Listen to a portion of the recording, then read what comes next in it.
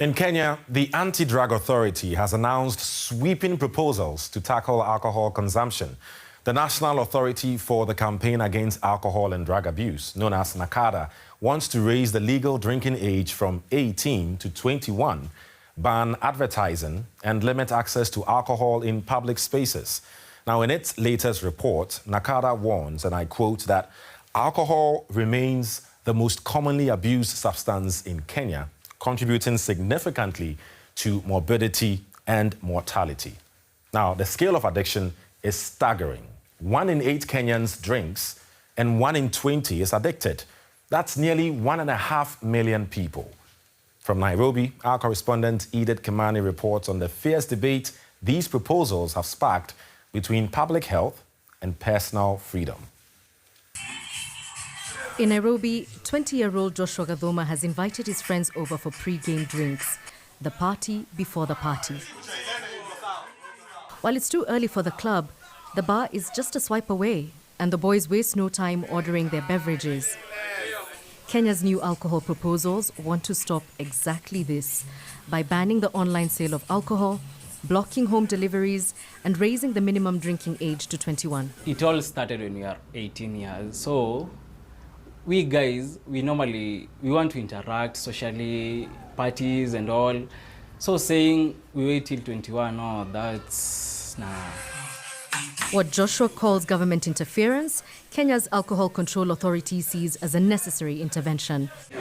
In its recommendations, NACADA wants to ban alcohol sales at beaches, parks, and even restaurants. The agency also wants to restrict the number of outlets selling alcohol, as well as bar online influencers from advertising it. Officials say the measures are meant to stop a public health crisis partly fueled by easy access. But Joshua and his friends are against any restrictions. When you decide to take alcohol, you know this is my limit. I don't have to cross that limit. So saying that you are trying to protect us, we personally are protecting ourselves. Maria Mutauta is a recovering alcoholic.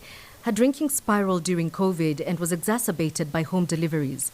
She believes that these new rules could save lives.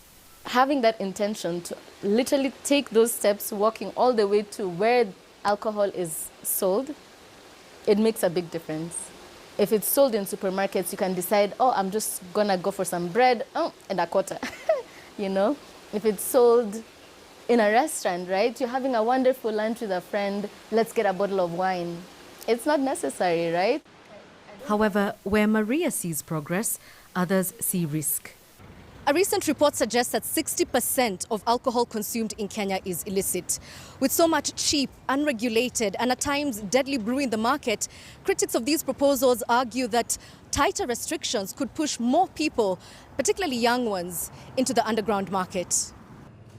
Michael Modhami, the chairman of Kenya's Pubs, Entertainments and Restaurants Association, and also a bar owner, is one of those critics.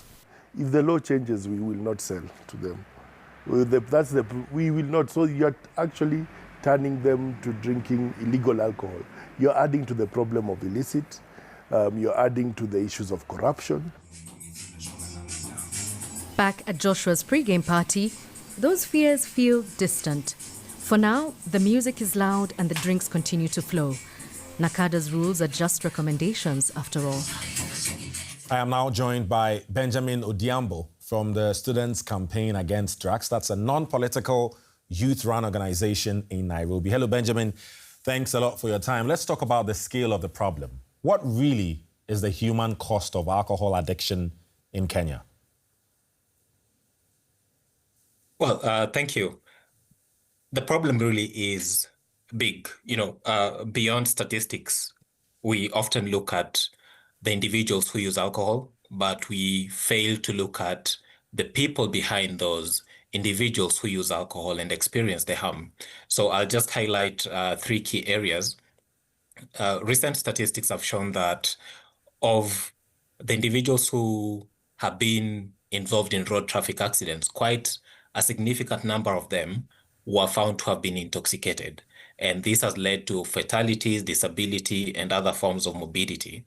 So that's one area that we often fail to look at. The second area that we don't look at, and we really are always keen to bring this narrative to the conversation, is the issue around gender and domestic violence. When you look at issues of emotional violence, financial or economic violence, physical violence, and sexual violence, in some places in Kenya, alcohol contributes to between 49 to 65% of cases. And that is young women, young children, girls reporting that they were either beaten or abused by somebody who was drunk. And then there's also the second dimension of the people who are using alcohol themselves also being engaged in physical altercations with other people, either in the community or in the alcohol selling premises. Right. And then finally, there's the issue of addiction. Right. And so to tackle the problem, the government wants to raise the legal drinking age from 18 to 21. Is that going to solve the problem?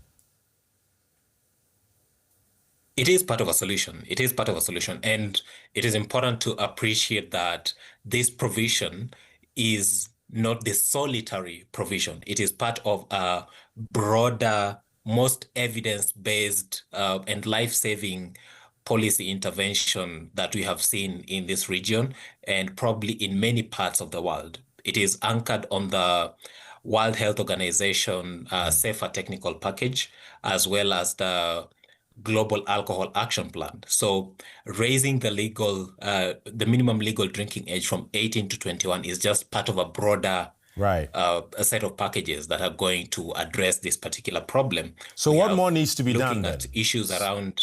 So what more needs to be done to tackle the alcohol addiction problem in Kenya? Because I hear you, it's not just one solution, it's probably a mixture of different solutions, right? Certainly. So 4 things need to be done very quickly. One is to raise taxes on all forms of alcohol by up to 50% of the retail price, in line with the WHO recommendations. Number 2 is to remove all forms of subsidies for alcohol products, whether they are manufactured locally or imported from our neighbors or other countries. And then number 3, we need to have an anchor of what we call the solatium the contribution from the alcohol industry, and use those specific resources to support prevention interventions, screening, brief interventions, treatment, and other therapeutic interventions for people who have been impacted and hurt by alcohol in one way or another. Then finally, we need to look at the issue around social media, marketing, promotion, and advertisement of alcohol, and with that link it to social activities, including sports and music, where we need to have a comprehensive ban on any kind of marketing, promotion, and advertising on these platforms. Right. Benjamin Odhiambo from the Students' Campaign Against Drugs. Thank you very much. Most welcome. Thank you.